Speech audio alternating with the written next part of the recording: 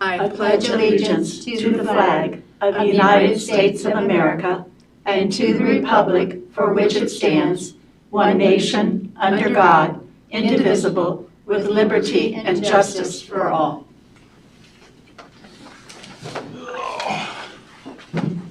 And would you call the roll? Mr. Ward. Yes. Mr. Workman. Yes. Ms. Regola-Dye. Yes. Dr. Bennett. Yes. Mrs. Getzmann. Yes. I would entertain a motion for the approval of the May 20th regular minute. So moved. That's it. So Thank moved, you. Jeanette. Thank you, Ms. Regola-Dye. And a second? I'll second. Thank you. Any corrections, questions? Hearing none, would you call the roll? Ms. Regola-Dye. Yes. Mr. Ward. Yes. Mr. Workman. Yes. Dr. Bennett. Yes. Mrs. Getzmann. Yes. Motion carried. Thank you. No commendations or communications and public reports. I don't see Jessica, Mike. No? All right. We have 3 signed up for public participation tonight, and I will keep time. I have it here. I can watch it. Thank you. Andrea Waite.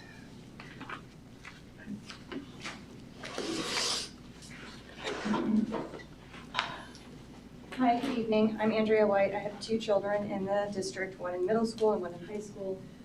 Seeing Esther Sadoff resign and go to the Columbus School for Girls was a gut punch to our family. That was my daughter's favorite teacher, and I do hope that you are able to replace her with a gifted ELA teacher to continue that program.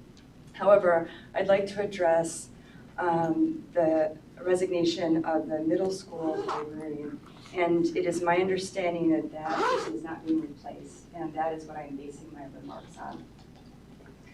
Librarians are not checkout clerks, and libraries are far more than just collections of books. Librarians are educators with specialized training in child and adolescent development, as well as in navigating complex information landscapes.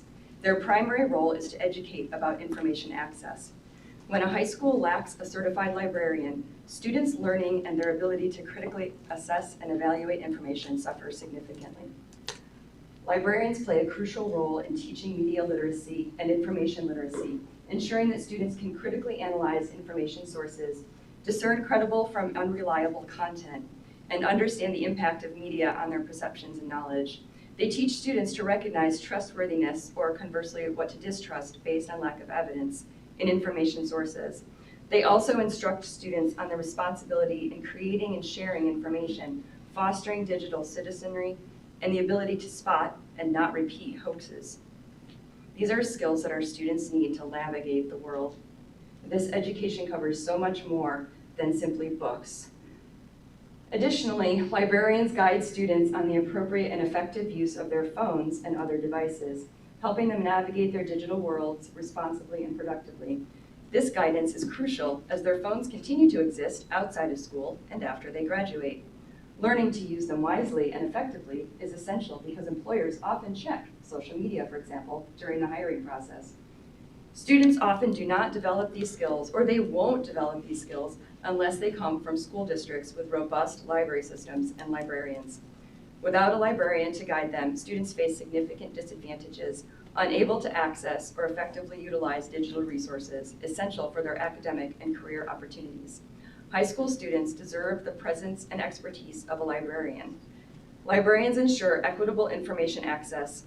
They teach critical evaluation skills, support a culture of inquiry, and guide appropriate use of technology.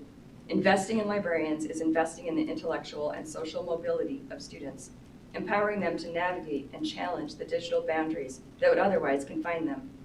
Our students deserve to learn how to become digitally literate, not just for academic success, but also to thrive in their future careers. Therefore, it is imperative that the board replaces the librarian who left with a certified librarian.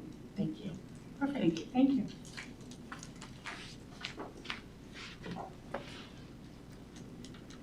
Next up is Shannon Simpson. Is that correct? Thank you. Hello. My My name is Shannon Simpson. I am an academic librarian, and I formerly had a student in the district. I am currently the chair of a statewide consortium of librarians, and we represent public, academic, and school librarians, many of which are under attack and cannot speak for themselves. So I just wanted to kind of echo some of the things that Andrea just said and just say that librarians don't just select and weed out books for every student of every need in the district based on criteria that has been developed for over 100 years by the American Libraries Association and the School Libraries Association. We don't just do that. This criteria is adjusted and developed alongside of the school curriculum, alongside trusted teachers and all of that. But all of that is, unlike the internet, that is found in most of the pockets and unfiltered by most of the students in Mount Vernon school libraries. Most Mount Vernon school students. The criteria that is found in libraries is filtered, and the material on all of those shelves done by librarians helps students develop vital information literacy skills that they are able to develop, like understanding authority and trustworthiness in information, and conversely what to distrust based on lack of evidence, the importance of responsibility in creating and sharing information, the importance of digital citizenry, the ability to spot and not repeat hoaxes, and so much more. And all of that, again, just like Andrea said too, is both in print and online. So students have access to, again, this unfilteredness that's in their pockets constantly, and not having access to librarians that are able to help them navigate in how to do this puts them at a serious disadvantage over time. So students do not often arrive at college with these skills unless they are privileged enough to come from school districts with robust library systems with librarians. Books are not the problem. Information has never been the problem, but taking away their tools, like librarians, that empower them to navigate the information world will only serve to put these children so behind at work and in the world they can never catch up, no matter their future chosen careers or interests. So it's unconscionable to take away a vital resource like a librarian in this day and age when the proliferation of information and misinformation knows no bounds, and we're leaving these kids helpless to navigate. Thank you. Janae? Okay. Yes. Thank you. Hi, I'm Janae Schoenfeld. I have a rising 7th grader and a rising 12th grader in the district. And I'm also an English professor. So I get your students when they are done with your system. So I'm speaking from that standpoint. And I'm also speaking about the library issue, as it's my understanding that you're considering closing one of the libraries after the departure of one of your wonderful librarians. So I'm urging you to consider. Shannon and Andrea spoke really well about the importance of librarians guiding students. I am an English professor, so I'm here to talk more about books, access to the books, right? It is true, as they said, that right, digital and print access are important. But I want to make a case for just wider access to books. Reading matters. And free reading, not just the reading that they're doing in English class, but an opportunity to read on their own. It develops their vocabulary. My rising 12th grader is, scores above average on her test scores, but does not have a broad vocabulary. And I said, yeah, that's because you don't like to read, right? So it really makes a difference. Even though she has an English professor mom, her vocabulary is less. It broadens our horizons. It develops empathy. Reading in print matters. Studies show that the brain processes electronic sources of information differently. Not all of your students have free access to their choice of print books. That's where school libraries come in, and librarians help to connect students with books they'll enjoy, and so much more, as Shannon and Andrea noted. I don't see how it would be possible to close a library and cut your library staff without reducing students' access to books and the experts who help them access, sort, and process both digital and print information. So I would ask you to reconsider. Thanks. Thank you. Thank you for this. Board items, moving on to board items for discussion. We have no items for information or approval at this time. Do you want to address the additions, deletions? Mouse to work here. Sorry. So we do have a few additions and deletions. The addition of a resignation from Kara Wegmeiler. And you'll see a deletion of Kara Wegmeiler, which was a contract. So she was at Wigan Street for a short period of time, was on the 1 year kind of repeating cycle. She's moving a little closer to home in Westerville. And you'll see the addition, just as of today, of Taylor Posderick as PE teacher at Dan Emmett and East Elementary. So those are your additions and deletions. Go right ahead, All right, superintendent's so, report. Knowing that this would, be a meeting that wouldn't have other buildings involved, I wanted to just share a couple things we've been talking about. And our mouse just doesn't want to work right now. There we go. Okay. So I thought I'd bring in a little summer theme here to my PowerPoint and address a few issues, one of which you heard tonight already for our discussion. All right, if it's not hot enough, just wait a couple days. It'll get even hotter. And we are in the middle of June. So I just wanted to kind of bring you up to speed on some summer staffing. So sometimes folks think that when we get out in the summer, it's just like, we're all off like teachers. This has been really a challenging summer for a lot of reasons. And, just from retirements to 19 resignations to move in different directions. And I would say predominantly most of them to move a little closer to where they reside. 11 internal transfers, and we still, between classified and certified staff, have 12 positions to fill. There are some incredibly difficult positions to fill, just from a supply and demand kind of a standpoint. So we're really working hard. I mean, even though I put 12, some postings have come down, we'll start some interview processes and so on and so forth. And those aren't all teachers. I mean, I've got a couple bus drivers in there, some custodians, but just to kind of let you know, you're going to continue, not only with this agenda, have a whole lot of additions of staff or resignations. We've got work to do, okay? So school cell phone policies, as you're aware, Governor DeWine came along and has mandated schools develop cell phone policies. And they provided some model policies. And we thought we would go one step further, and we're going to send out a thought exchange. It's a survey, and I thought I'd share with you that survey and ask for any critique that you might have as to other questions we might want to ask. And so I've got this one queued up and ready to go. Let's just kind of see what it looks like. Because I'm in preview mode, it's not recording our comments, but I'll go ahead and kind of get started. So obviously this is an exchange that was created. We'll get started. So how this works, there's some introductions, a few questions, you share your thoughts and you rate them. This predominantly is more of a rating survey. There's 10 survey questions and only one what I would call real open-ended response, where people then end up getting to see and share and star and rate those thoughts, okay? Governor, this is what the introduction will say. Mount Vernon City Schools invite students, families, and staff in the greater community to provide perspective on student cell phone usage. Governor DeWine signed House Bill 5, or Bill 520. The new law requires every school district in Ohio to establish an official policy governing cell phone use. And he really says he puts it in here to minimize student cell phone use in K-12 schools.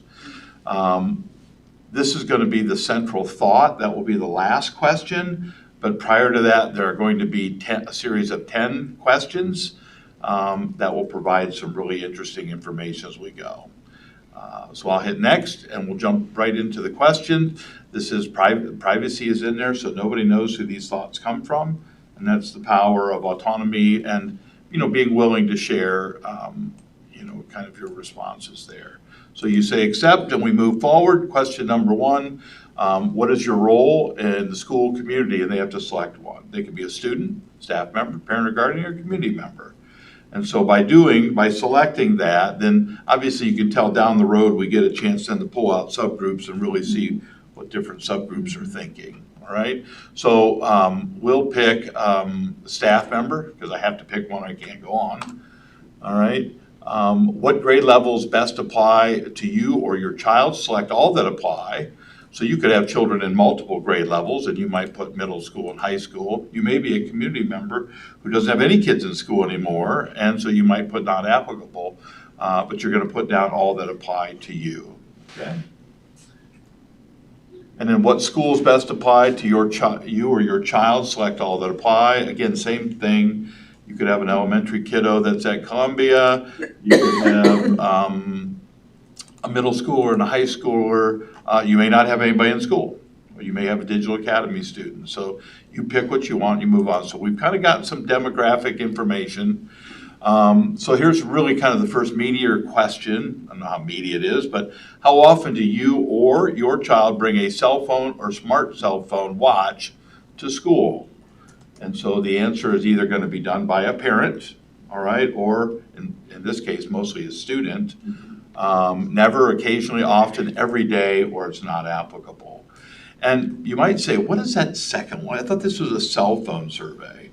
The interesting piece, especially at the elementary levels, is kids have, and I've got a smart watch, as a lot of us have them, but they're phones, and you can talk on these things. So they may not bring the physical phone that you or I carry, but I'm hearing at the elementary level, this is becoming a bigger problem. Not so much maybe middle and high, because guess what? They're all carrying.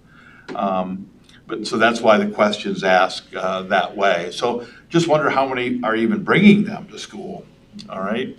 And we'll say often. How frequently do you use or see cell phones or smartwatches being used during school hours?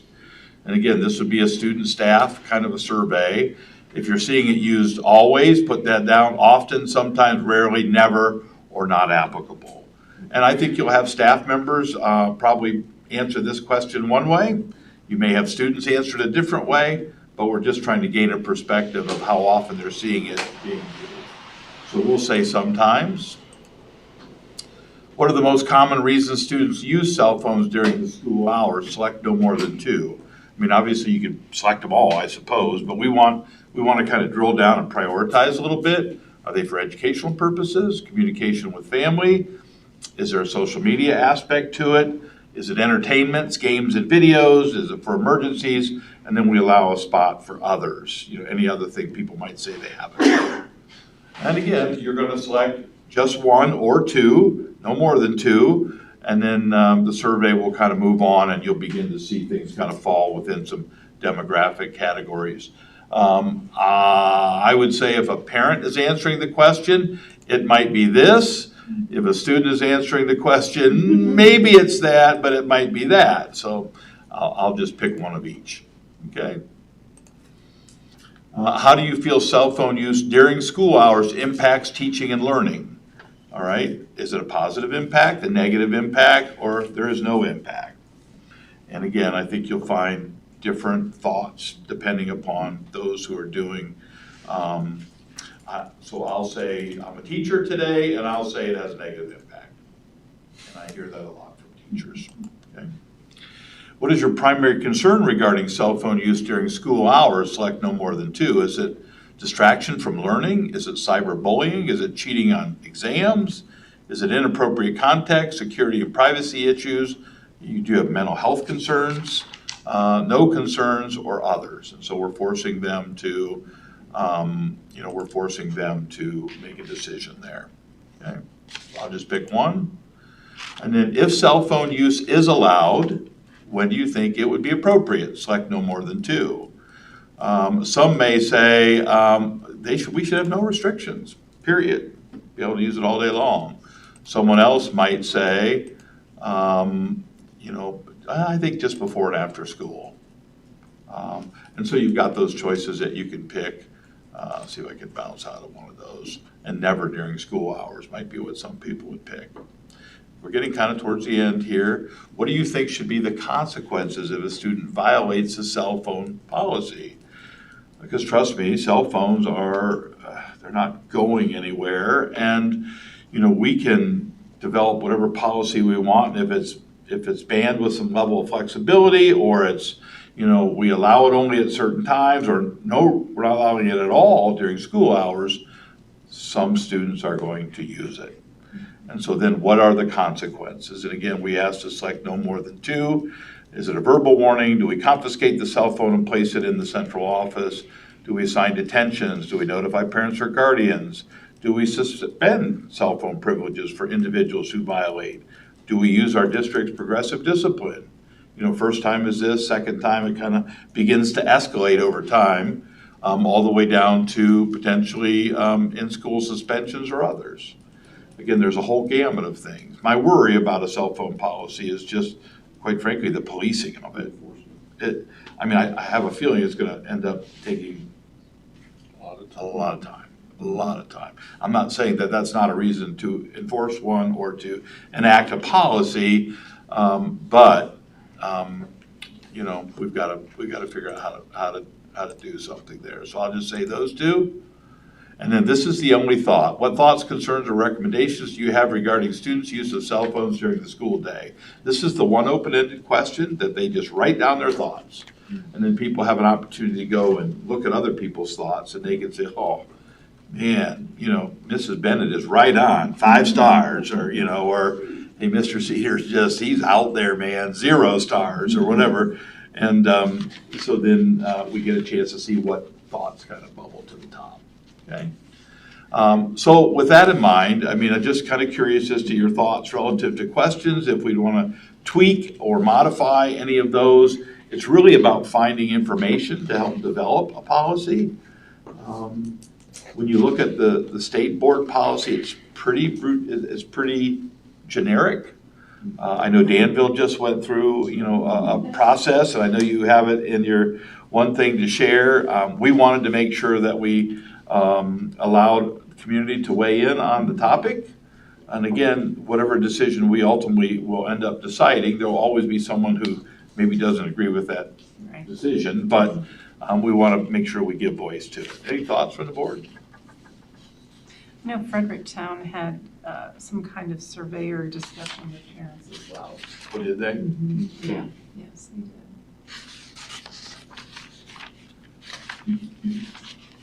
I think all school districts have to be dealing with it. Yeah. We're going to have a policy. Yeah. I will say that I think for the most part, at least at the middle school and high school, they currently have the ability to say, class is in session, no cell phone zone today. Or if it's a different kind of an instructional day, they may not have that sign up. So that's kind of that, hey, we're not going to ban them, but we're going to put some limitations on them. Some may just say, no, not during instructional time, maybe during lunch, before or after school, and then of course you've got to do the rest. How is this going to be promoted to the community? We're going to send it out in our Instant Connect, and we'll put it on our district website. And I think Knox Pages will probably run something on it where they can access it from the district website. So our Instant Connect, we can send this exchange with a brief introduction and home and an email to every parent. I believe we also have the ability to do that with our students. Students don't generally go in and check their emails in the summer, but we'll try to get the message out, and with Matt's help, we can make sure we do that. That would certainly help with the community aspect of it. Right. The only question that parents may have is, what are you going to do with the phones? Are you going to have an area to store them, or are the students to leave them in their lockers? So I don't know if you want a question about that. So maybe not a bad idea. There's a lot of detail in the process. Matt and I were talking about some districts have invested in these little, I'll call them like a pencil pouch. If we think of a zippered pencil pouch, you put it in and it's RFID protected and it stays there all day. Some do it by class. They put it in by class. That's a lot of handling and stuff. Some just say, put it in your lockers before school. You can get it after school. So there's multiple ways in which you can look to kind of address that. No perfect way. I know some are using some of those kinds of things. That may be a question, though, that we could find out what most people would prefer. If they're in favor of not using cell phones during the day, what would be the means of? How would they be stored? How or where, yeah. Is there anything in that introduction that reiterates the use of our Chromebooks, that students have access to Chromebooks for their educational purposes? There isn't. Now, I could certainly put something in there. I will be honest, I was a proponent of cell phones prior to having accessible devices at your hand. I mean, some teachers could really use it in a productive way. Right. But there's nothing you can't do on a Chromebook that we give to students that they can't do now. So do you need both? Because the other one just ends up becoming, quite frankly, you know, I think I just see a lot of people, Instagram, chat, that kind of stuff. But yeah. Have you reached out to the other superintendents in the area, determining how they're going to handle it for we sure? talked just briefly. We actually had a meeting, we actually just had a meeting here last week that Rick Schaefer was kind of organizing and running about school safety. And that conversation came up with other superintendents. So I'd have to even go back and see exactly what Danville did. I think they They decided to ban it. completely ban it. So no limit, yeah. So I don't, School hours. yeah. I thought Fredericktown was the same. Same, right. Yeah. She came to the Career Center board meeting and Yeah, discussed it. Any other thoughts? If I did just step outside of our bounds and asked anybody if they had any thoughts in the audience, what would be a quick thought that doesn't take me long? Real quick thought, maybe add the word music to entertainment under that question.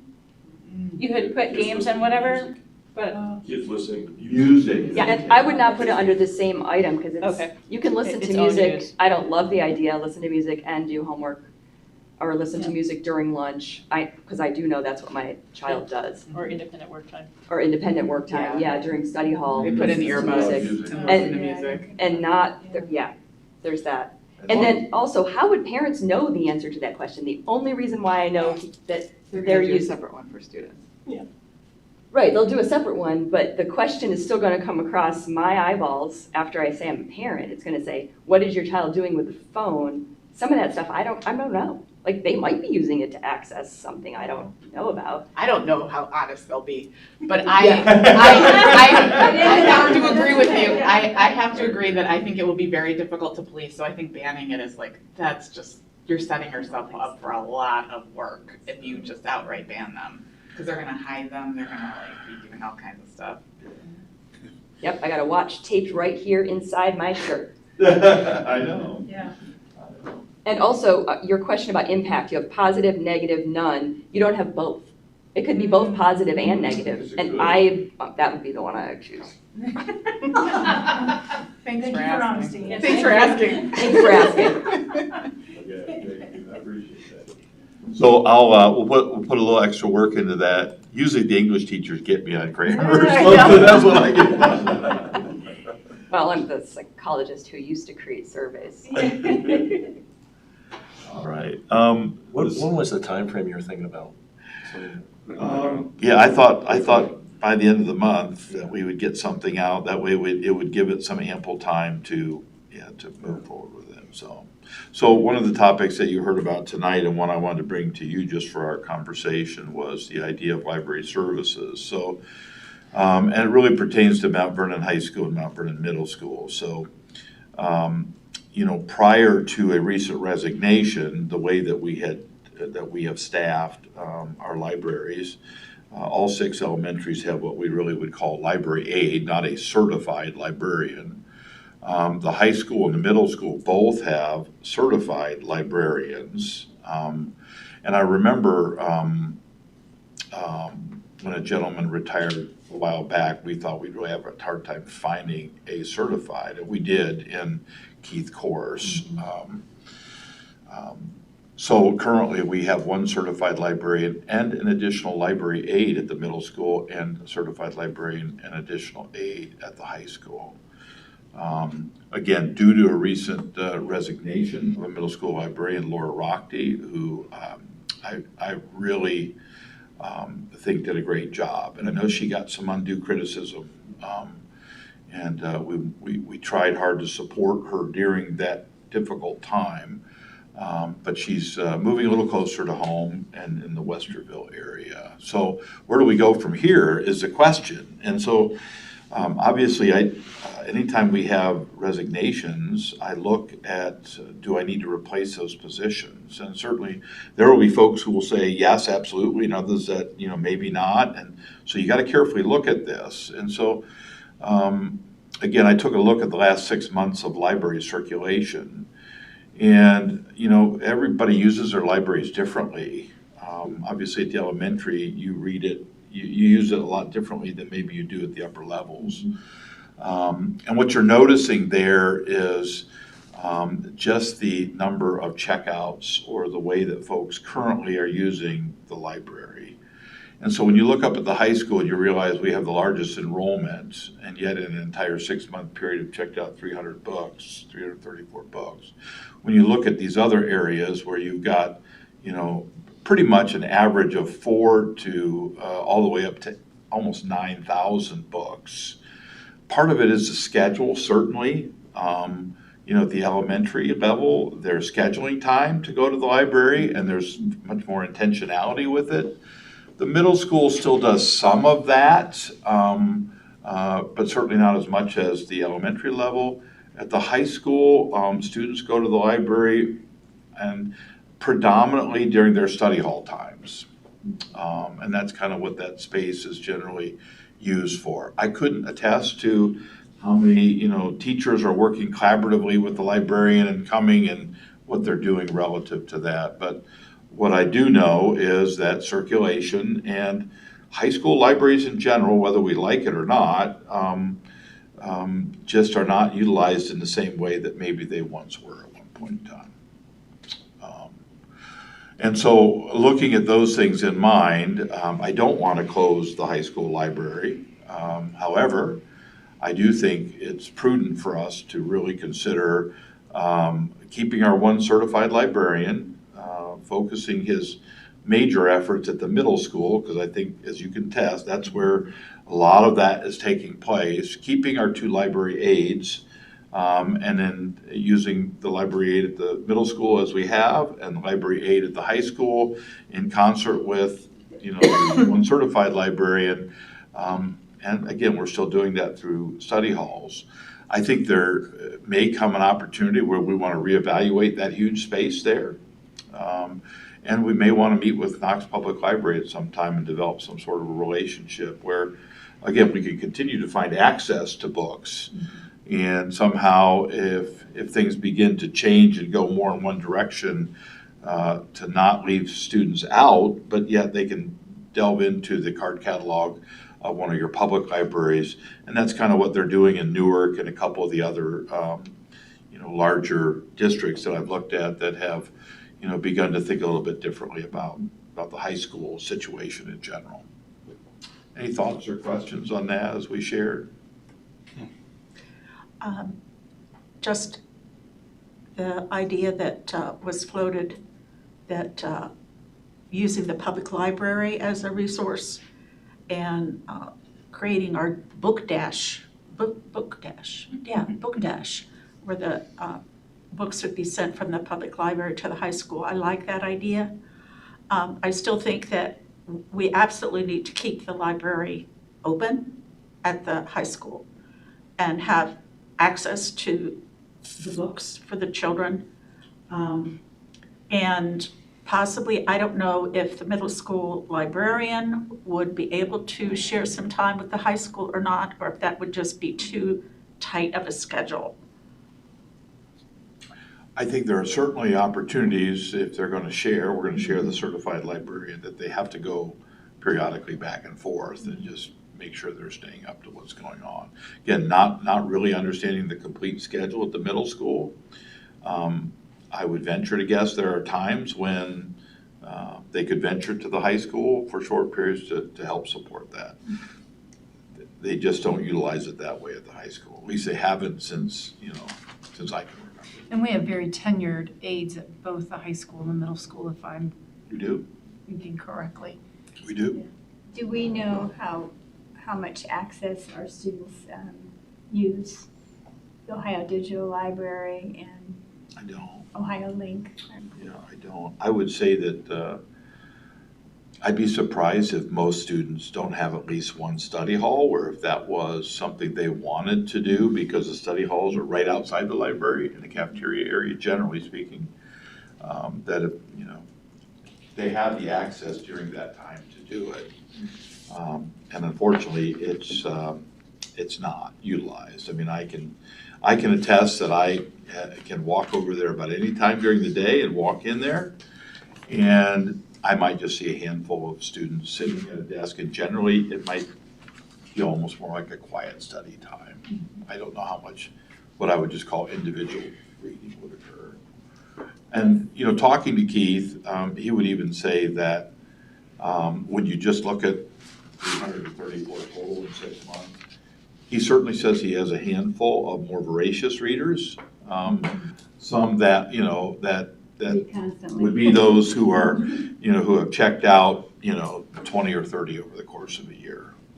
And again, how, maybe a question should have been, how do we better utilize what we had in the past before we got to this point here? Because right now, it isn't showing the sustainability and the cost that goes with updating and maintaining and personnel needed for the high school library. With someone who loves books and loves to read, I find this very sad, but if they're using digital resources, I would feel a little better about that. If they're still reading, but you're saying we don't really know that.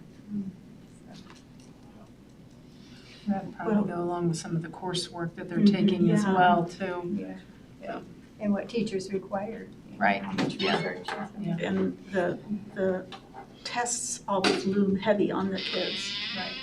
That, okay, I've got to study this material for the test to pass at the end of the school year. And so reading for pleasure is not something that I think that would be high on their list anymore. I mean, it always was before for me, but I think you're right, Mary, in the fact that I think there's reading going on in the school, certainly within the English classrooms, and they're reading their novels and their short sets.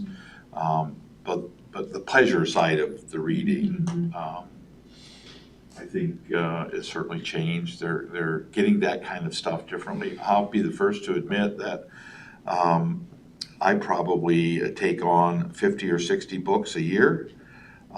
For me now, it's Audible. I find myself putting them in there and doing other things, and or if I'm driving to meetings, and it just we all have different ways in which we kind of pull that information in. What about research papers? Do students need help doing research? They wouldn't be checking out books, but they may be utilizing library resources. That was a good point. That was brought up, and I suppose someone who's really focused in on that area and helping, I couldn't attest to whether that was being done at the high school with that librarian. I mean, if you took your whole class there, I suppose, to talk about research papers, could they be a big asset there? If they're doing that, then certainly. If they're not, they're just doing it within the confines of the English teacher or the teacher in the class, then maybe not.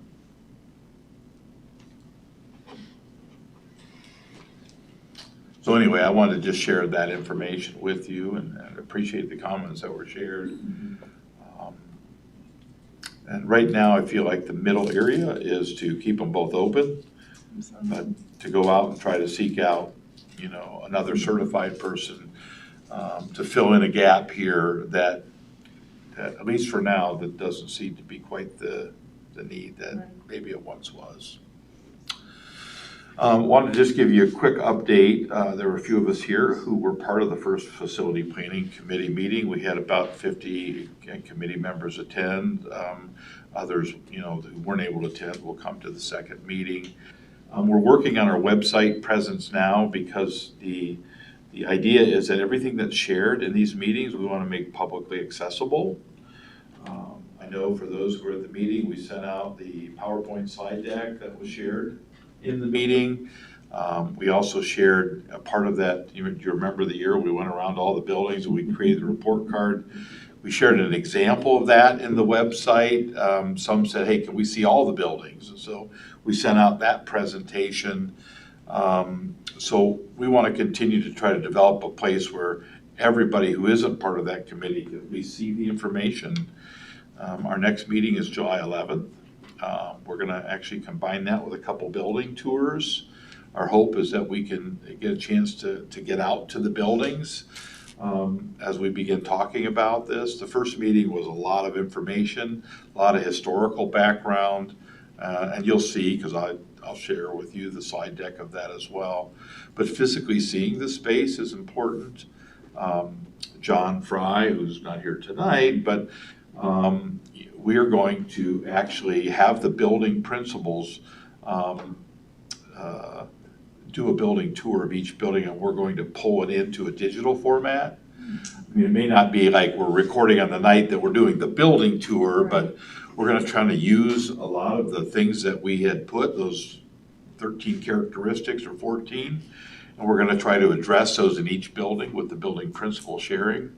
John will be recording, and so that we can then post those, so anybody that can't physically get in can maybe, because we got some absolutely buildings we absolutely treasure that have a lot of really neat and successful areas, but they also have challenges. I mean, we've talked about East Elementary being a blue ribbon school and twice, and how's that community feel, and they'll talk wonderful about their school.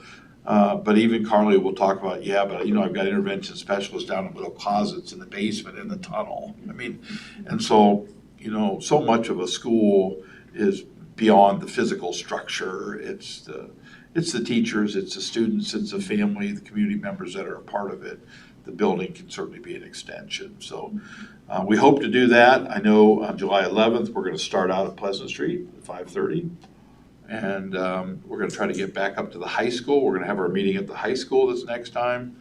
Fanning and Howie will take us through some visioning things, and then we'll do a tour of the high school afterwards for those who want to stay. Those who just want to come to the meeting, then we'll communicate what time the meeting actually starts. Okay. So I just want to kind of keep you updated there. This is coming, and so this year we started into the Licking County League, and just wanted to share a few things. They have a different ticketing price, and man, is it getting expensive to go to a contest. And so the Licking County League doesn't make a variation for adults, students, or seniors at the night of a contest. And so at the high school level, which would include JV and freshmen, it's $8. Now, we will take cash, and they will take kind of the whole electronic ticketing. And again, they'll have a QR code where you can go on and purchase your ticket online. Middle school events are going to be $5 for adults, students, and seniors. The one thing we do have control over is what we do at home. And so we can offer special packages, and we do. An individual can get for $150 can get a pass for every home event, every sport. A family of 4 could be $300. If they got a family of 5, I think they charge an additional $25 for each person beyond 4. Senior citizens for $80 can go to all events. Now, we do provide a special senior citizens pass, 10 free ones to anybody that lives in Mount Vernon City School District. But if you're one of those super seniors who that's kind of your entertainment, you like to go to a lot of events. And then we have a student Hive Pass for $80, and that gets them into all home events. Kind of give you an idea of what this conference looks like. Here's our side of things. So We're looking in our division at Mount Vernon, Granville, Licking Valley, Watkins Memorial, Licking Heights, and Zanesville. And then the Central Division are a little bit of the smaller side of the division: Heath, Utica, Northridge, Newark Catholic, Lakewood, and Johnstown. Generally speaking, we'll play in almost all sports. We'll play our own division twice, and we may cross over periodically and play a small school in that. So it'll be a change for us. We've been going more north. Now it feels like everything will be south, and we'll develop some new rivalries along the way. Any questions about that? I wanted to give you a food service update, kind of where we're at with that. First of all, our summer lunch program is underway with meals being served at Pleasant and Mount Vernon High School. They're served daily from 11:30 to 12:30 to children 18 and under. Right now, our numbers are as high as they've been in a while, which is good. No proof of income is required. Meals are first come, first served until all are accounted for. And, you know, if they continue to start getting more and more, they'll obviously adjust. The only caveat, though, in this is that you have to eat it there. You can't take it with you. So far, it hasn't been a hindrance. The district, as you well know, through updates, is currently reviewing several food service management companies to assist the district in the 2024-25 year. We did a request for proposal. We received 5 proposals. That's been narrowed down to 3 based upon the guidelines that we put in. Several of us are meeting tomorrow to review those 2 board members. We're going to take a look at those. Our options are really open. We could look at any one of the 3 and say, you know what, that's going to be a good fit. We could decide to not use any of them. The challenge with not using anybody at this point is just where we're at in the game and going out and finding a district our size has to have a food service director that's certified and in play. All right. I did want to always mention this too. In our request for proposal, we were not going to shop out our employees. We wanted to retain our employees. They will be Mount Vernon employees paid through Mount Vernon City Schools with all the benefits that come therein. And you know, these companies do that, but they also will do the other, where they'll hire all their own employees. So we were very clear with that.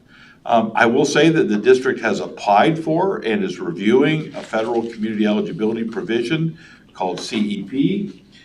We feel kind of confident in that proposal, and we're kind of waiting for kind of final thoughts on that. What that means is that if it was approved and we were able to move forward, all students in Mount Vernon City Schools will receive a free breakfast and lunch. And so we're really kind of eyeing that up and trying to look at all the aspects of that. And I would like to believe that maybe by July we might have some additional information relative to that. And then, of course, you know, if that was the case, we want to make sure we get those in our handbooks, that parents and families and so on know that information. So we'll keep you updated on that one. And, oh, there you go. We're not serving any meals outside then like we used to in the summer? It's just No, we're inside. not. So we used to. That's a good thing because of the heat. Yeah. We've had years where we've had multiple sites. Some sites do better than other sites. We kind of, when COVID came around, we started to move it more to inside because of the challenges of outside, but then we had a lot of product that you always had to move all the time, and you know, whether you got drinks that need to stay cold or, you know, you couldn't really serve hot meals outside, but you have the ability to do that now. So far it seems to be working out okay. Any questions about that little update? Okay. I have no items for recommendation in the superintendent's agenda for tonight. I saved it all for the certificated and classified section. Yes, you did. Moving on then to curriculum instruction and items for information. Dr. Bennett, your achievement report. Okay. The first article is about student career job simulators, and it's developed by a man named Mr. Brunskill, and 4-H is what it's called, and allows students to try different jobs, showing what it's like to work at a particular company. And it allows students to gain real-world experience while helping companies identify those who might be interested in working for them. 4-H was acquired by the educational consulting firm EAB, which works with colleges. And they point out that it's not a substitute for an internship, which is really the first choice, but it can help students who don't have internship opportunities. And Brunskill, who is a developer, stated that his two main goals were to expose students to careers they may not know much about, and also to help companies identify candidates who demonstrate a commitment and interest. In approximately 6 years of its use, 4-H since it's been founded, so that the applicants who go through their job simulations are approximately twice as likely to get jobs at these companies than their peers who haven't done so. And the simulations, it takes a few hours, and it's self-paced, and they're actually given tasks that the company may assign, for example, to write a certain kind of report and do certain research or whatever. Students do this work, then they submit it, and it's evaluated, and then they're shown how a company employee may have responded, so they can compare that and see whether they would like that kind of work or not. So I thought that was pretty Yeah, that's really good interesting. idea. I like that article too. And then did you have any questions about it? Or? No, just a comment that you're going to be approving tonight a new position called a College and Career Readiness Advisor. That might be something. Yeah. And this is something that might blend into that. And Chris Keaton, who I hated to take out of the English classroom, Devastating. she's going to take on that role, and she's really excited about the ability to spend more time really focusing on college and careers. And this simulator could be an interesting kind of a component. We'll see. And I think they even gave an example of someone whose parents always said, "You love to debate, you ought to be a lawyer." And they went into law and they hated it. Yeah. They didn't really know what it was like. Not that that's, not down on lawyers, but anyway, he said if I had had an opportunity like this, then I would have known what it was like. The second article is about preschool learning and how essential it is for young readers. And I thought of Mrs. Guessman as I was reading this. But it talks about the curriculum and how it must incorporate text from a variety of genres, and it should focus on vocabulary words and read aloud sessions. It should involve activities that tie in language and teach related words. And the key is to provide knowledge-rich preschool curriculum that preschool students' vocabulary size is a powerful indicator and predictor of later academic success. And it also talks about engaging them with complex oral language. That's why that's so important. And that Knowledge Matters campaign is what's generated, or what's promoting this, I guess. So any comments? Yep. It's right on. I agree, absolutely. Right up your Yes, alley, right? right there, yes. The third article was about Danville, and all I was going to say about it is that they passed it and they gave the survey results, which was pretty interesting. 50H supported, for the parents and the staff, supported the ban, but it was only 82 people. They only had 114 in their survey. And then the staff, parents and staff, 58% supported, 42% said no. And then of the staff, 100% supported. So, and 63% supported allowing cell phones at lunchtime, which I thought was interesting. So that's all I was going to point out about that. And then the algebra readiness debate, and they stated about Ohio, how Ohio uses the Terra Nova test, a standardized achievement test, and that a student is automatically labeled as gifted if they score the 95th percentile, and then they would have access to advanced math class. So it takes a lot of the guesswork out of it. But any questions about any of it? Okay, thank you. Thank you. Again, no items for approval tonight in this section. Fiscal services. Let's see. Report. So this is the usual financial report that you get every month. This is the end of May, so as you know, we have one more month left in this fiscal year, so nerdy people in the treasurer's office get excited about this. So you can see at this point in time, we should have spent or collected 91%. And we did the cash flow the other day, and it looks like we're going to come in really, really close and all to the better if we're off a little bit. So that'll be good. If you scroll down there, see we should have gotten 91. We've got 96%. Go up just a little bit, Bill, there if you would. Up the other way. Yeah, see, in total it's a 91% or 96.7. And then on the salaries, you can see we're a little bit under. Now some of that is because we did use some of our ESSER money for some of our salaries this year. And at the beginning of the year, we weren't sure about how much that was going to be, so that's probably why. And all of those will go back into the general fund again next year, so the forecast will have to, it already does show that that's going to be changed. But I hope that this time next month when I'm showing you this, you can see that we came in very close and probably maybe a little bit better than we had even projected on our forecast. And the next one is the investments. Again, now we're up to, we should obviously be over 500,000 by the end of the year. We've got one more month to go on that. Again, this is that's just the report that shows the cash summary and the checks written and the receipts.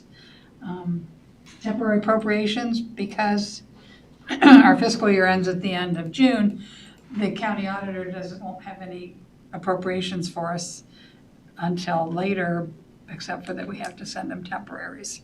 Otherwise, we wouldn't be able to pay any bills or any people in July. Because the regular appropriations aren't due until September. Now, we will get them in before that. But when we send this over to the auditor's office, along with our certificate of estimated resources, that will give us the ability to go ahead and pay and spend money. And these are all based on 80% of what we've spent to date in each fund. So we just have to sort of pick a number. And some treasurers like to go ahead and do their appropriations for the year. But for instance, if you want to scroll back up just a little bit, Bill, if you see the 590s, the 536s, those are all federal grants. And we're just now finding out how much we're getting for those. So I really can't, with any kind of accuracy, do that. So I just need to have those approved so I can get them over to the county auditor. Then I had one other thing that I just thought you might be interested Before in. you leave that, could I ask a question about the ESSER? Is that through 2025? No, this is the end of it. This is the last year for it. Okay, so And they did extend. July 1st we have to have it? They did extend, well, I don't think we'll have any of this for next year, but we just put that in there. We just did that. There shouldn't be any new ESSER money next year. No, I know that, but we still will have the opportunity to spend next year. We don't have to give it back yet. We have until the end of December to spend it. Okay. Yes. So Has to be. Not all the way through 20. No, federal grants, typically, we have till the end of June to encumber them, put a purchase order in, and the end of September to spend them. They have graciously extended that for us, for ESSER, for us, for everybody, for ESSER. So now we have until the end of September to get them encumbered and the end of December to spend them. So that Good. gives us a little bit more time, yes. They just came out with that change. Yeah, in fact, we were I've been talking watching for it and I haven't seen it. Yeah, we were talking to some people down there about allowable expenditures, and interestingly, she said, now you have till the end of September, and I was like, what? I didn't know that, so we do. Speaking of ESSER, since you mentioned it, I just would like to, this is not by way of any kind of a complaint or statement, it's just that I had the girls just do a really quick little survey, and the number of purchase orders that were processed from any COVID-related funds, this is work that would not have had to be done other than the millions of dollars that we got. 332 purchase orders were done in our office over the about 3.5 year period. 55 receipts were posted, 269 checks were written, and the total amount of money that we received for all COVID-related was $14 million. So we're sorry to see it leave, but it will be It will be a little bit. Less work. Salaries, we spend about 4.8 million, and fringes about $1 million. And that was really a very smart thing to do, obviously, I wasn't part of that, but that's why we have a nice general fund now, is we were able to use that money wisely to help us with our general fund. Purchase services was about 1.4 million, supplies about 2.8, and a lot of those were materials for classrooms, in fact, most of them would have been. And then some building improvements, and this is so far, some things encumbered, for, it was about 2.8 million. So, just a little bit of a wrap up on the ESSER as we. Who did all the follow-up reporting where you have to justify? Lynette does that. Yeah, we have to, when we send in our cash requests, they'll come back and ask us for details, and we have to give them reports that show all that. And then at the end, in December, we'll have to do what's called a final expenditure report, and that will come out with, that's when they'll have, if they have any questions about what do we spend it on. But Lynette takes care of all that for our office. We have a bargain sale on acrylic dividers. I have a lot.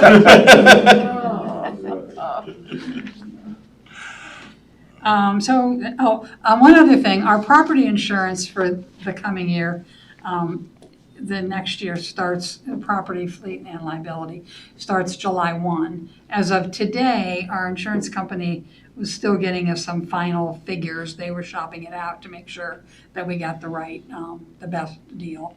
And they didn't have it ready for us for tonight. So they will let me approve that temporarily until the board can approve it.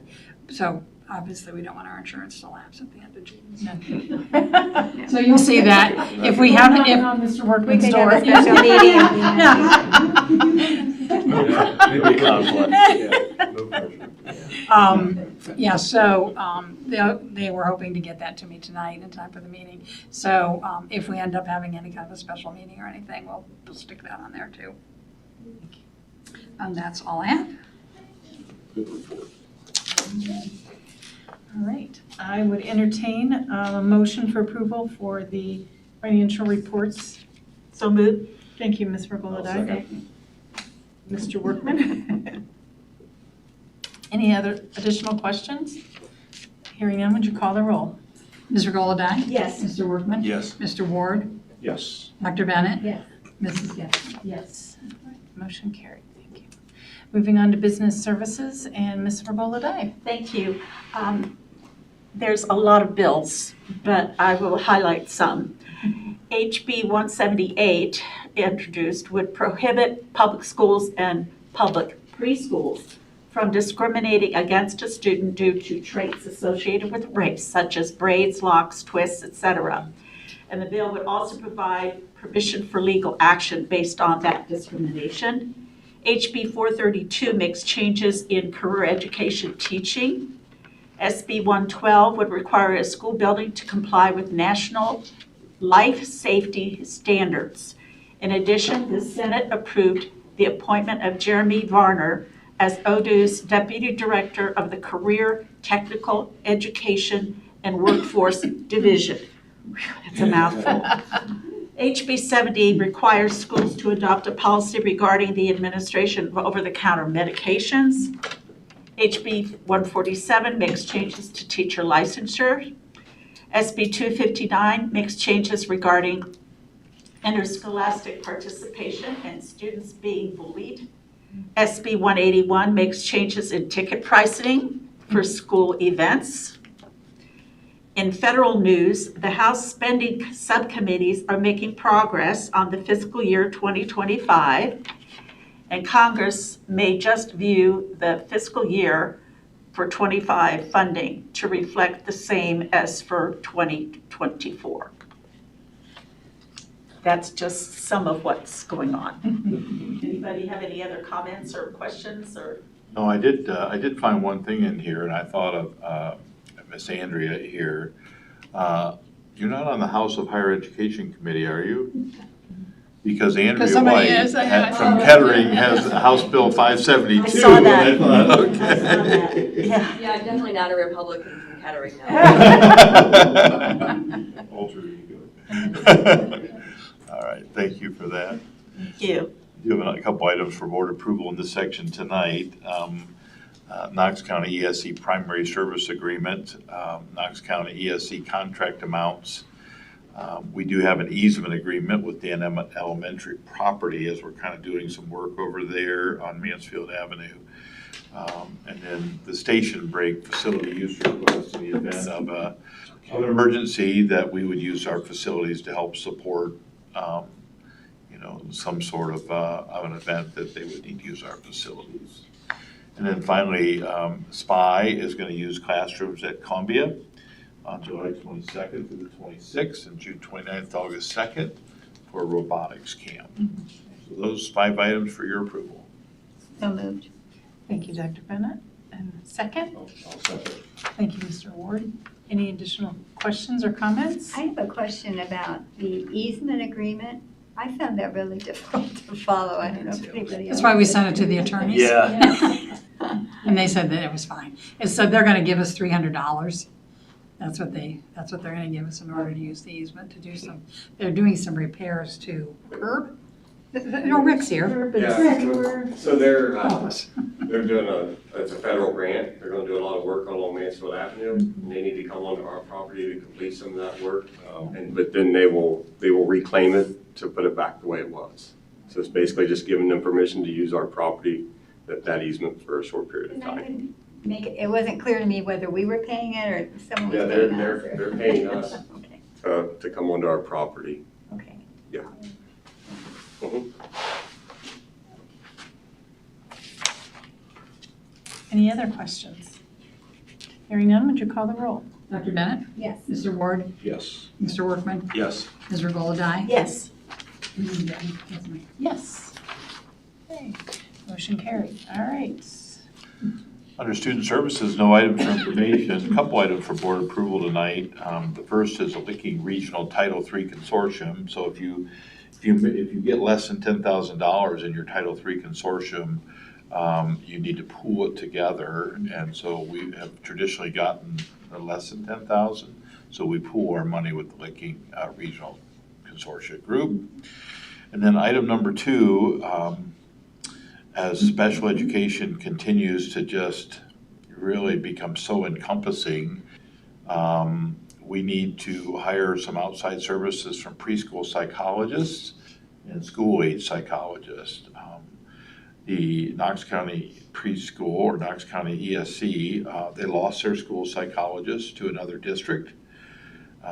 If you've got children or grandchildren and they want to look at a field that is in supply or demand, school psychologists are kind of naming their price. And so they left, and so now we have to take care of all preschool ETRs.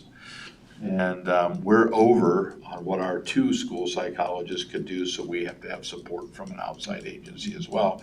And thankfully, we finally got our second one. So we are actually having a conversation with a 3rd psychologist, believe it or not. Didn't think any would ever kind of pop up, but we left our posting out there and someone contacted us.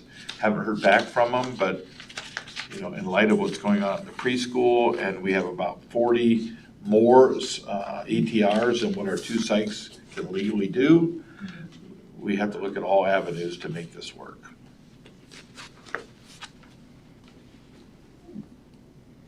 I would entertain a motion for the consortium and the contracted services. So moved. Thank you, Ms. Regola-Dye. And second? I'll second. Thank you, Mr. Workman.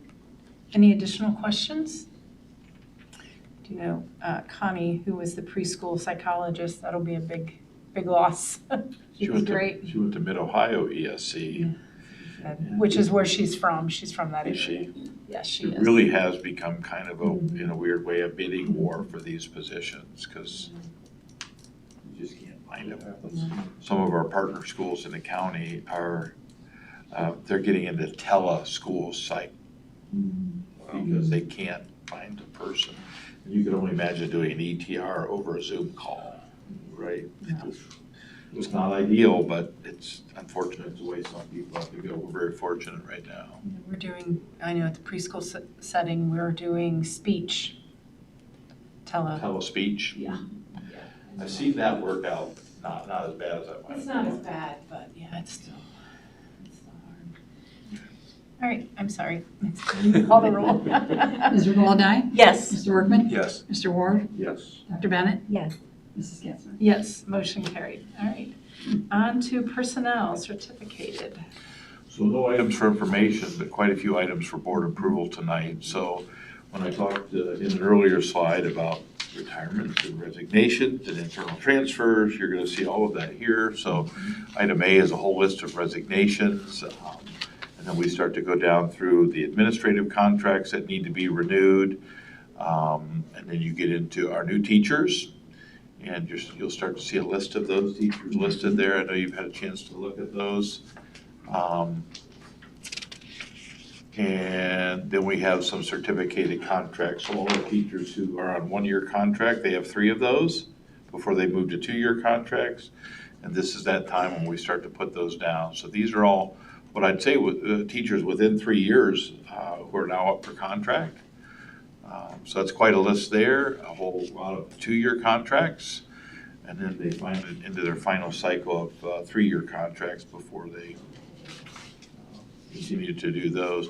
Number of internal transfers, folks who, because of an opening from one building or another, decide, hey, I'd like to go over to various places. So we have a lot of kind of internal transfers there as well. Some summer school contracts. We've had to rescind a couple of contracts that were already issued because of, well, quite frankly, resignations. A few supplemental contracts as we start to look into next year. Extended service contracts, we do those this time of year.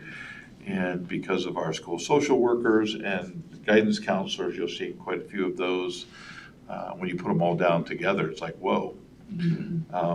Substitute teachers, we got our committee work that takes place on a yearly basis. So you've got your professional development, your master teacher, your teacher evaluation, your district leadership team. And then we do have one layperson's pupil activity contract for head golf coach. So, those items for your approval tonight. I entertain a motion. So moved. Thank you, Mr. Wayne. Second. Dr. Bennett? You beat me. It's really amazing. All right. Questions, comments? No? Just, that's a lot. It's a lot. I know it's not done. Appreciate all your And work. it's not done, right? I probably would say that you'll get a request for a special board meeting, probably, in the state of Ohio, July 10th is kind of a magical date for school districts. After July 10th, you technically could hold someone to their contract. I'll be honest, I've never done that. But it is kind of that date that we all kind of use, so I wouldn't be shocked if that first week in July or second week, we'll have a special board meeting because folks get nervous about, do I really have a job with you? Because before I resign here, I want to make sure I got a job here. Right. So I would anticipate that, maybe whether it's that combined with food service and some other, we might have to have a special board meeting along the way. Call the roll. Mr. Ward? Yes. Dr. Bennett? Yes. Mr. Workman? Yes. Mr. Holodye? Yes. Mrs. Getzmann? Yes. So similar in the classified staff, I do have one item for information, sharing with you an MOU that I sat down and we worked out together with OPSI. We are looking to begin a couple behavioral classrooms and autistic classrooms. And those are going to be at Pleasant Street. And the need for a more specialized aide than just the aide that, is a traditional someone that we might hire. They're called RBTs, Registered Behavior Technicians. They come with a license and 40 hours of work. Now, that's not to say I couldn't take, someone who is an aide and say, are you willing to go get the 40 hours of training and pass a test to be an RBT, who again is going to work with students who are either at communication challenges on the autism side, or if there's some real behavioral challenges that require some additional training. We don't have that currently in our contract with OPSI. And so they will be paid a little differently than just a traditional aide, $1.50 an hour more per hour, providing they get that certification and attain that training. So this MOU allows us to kind of take that next step in that process, okay? So that's an item for information, and we'll bring that back to you for how we have to bring it back to you probably here in the next board meeting.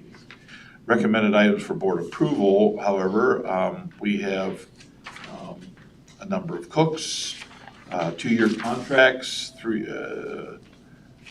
in the year 2-3 sequence, 2-year contracts in their 4-5 sequence, and then we also have a 2-year contract sequence of 6 and 7. So, you've got little individual in those particular ones, a number of continuing contracts. There's our summer food service group who are working in the summer here. Our summer IT help. We've got students who are working on Chromebooks and just trying to get all of the technology up and going. When you have close to, Mr. Dill, 3,500 Chromebooks plus, it takes quite a group to pull that all together. And then we have some substitute employment and a couple resignations for your approval tonight. I will entertain a motion for the classified. So moved. Thank you, Ms. Regola. A second. Thank you, Mr. Workman. Any questions? I will just make one comment. Our substitute employment for Scott Mickley, substitute bus driver, I did read An article. An article. In the Knox Pages, yeah. In the Knox Pages that he is now cancer-free. He had his latest diagnosis, so that was pretty exciting. So congratulations to him. All right, will you call the roll? Mr. Golodai? Yes. Mr. Workman? Yes. Mr. Ward? Yes. Dr. Bennett? Mrs. Getzmann? Yes, motion carried. Thank you.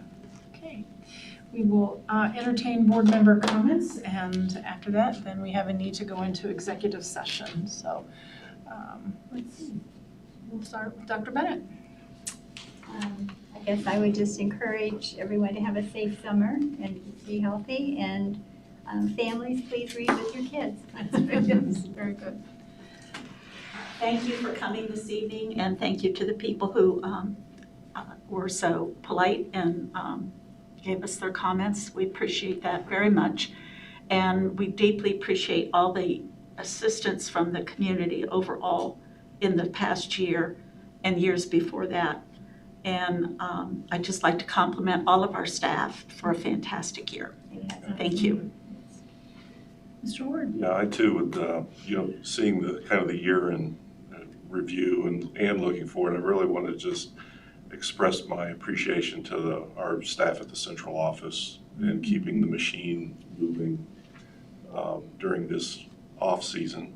It is certainly not an off season, so just how much I appreciate all the work that all of the folks do over there to keep this moving. Thank you. Mr. Workman. Not much left, but after, with all of the personnel changes and updates, certainly thank Mr. Cedar and his staff for doing that. There is no off season. No. Also, just wanted to comment briefly about the Facility Advisory Committee. Being part of that first meeting, it was really great to see all the folks that were there. Bill said like 50 or so, and it was a lot of information, but I'm very interested to see where that goes with community input, parents, teachers. So looking forward to moving forward with that. I'll just piggyback on that, Tim. It was a very diverse group, which was great to see. It wasn't just all Mount Vernon. It was Mount Vernon, Gambier. It was all walks, older people with kids in school, no kids in school. So it was just a really good diverse group. So I too would just say congratulations to all of our staff. I hope that our teachers are enjoying a few restful days this summer, and parents, please, hopefully over the summer months, you will bring your kids back to us, rejuvenated and well learned over the summer, but just to relax and enjoy their time, their family time together. And To our staff that's currently working, kudos to all of them for jobs well done. I'd also like to say something about graduation. That was Oh, it was wonderful. beautiful. Students were well behaved. It was just a great, so I was very proud of everyone. It Thank was you very for all good. you do to set it up and make it happen, and for your presentation too. That was It's just a great facility to have it in. It is. Look at what's happening tonight. Yeah. Beautiful. Yes. All right. At this time, I would entertain a motion to go into executive session. So moved. Thank you. Second. Thank you, Ms. Regoladai and Mr. Mr. Golodai, Yes. Mr. Ward, Yes. Mr. Workman, Yes. Dr. Bennett, Yes. Mrs. Getzmann. Yes. Move into executive session. Oh, I'm sorry. No. No action taken after, I'm sorry. Does the district currently have a cell phone policy? No.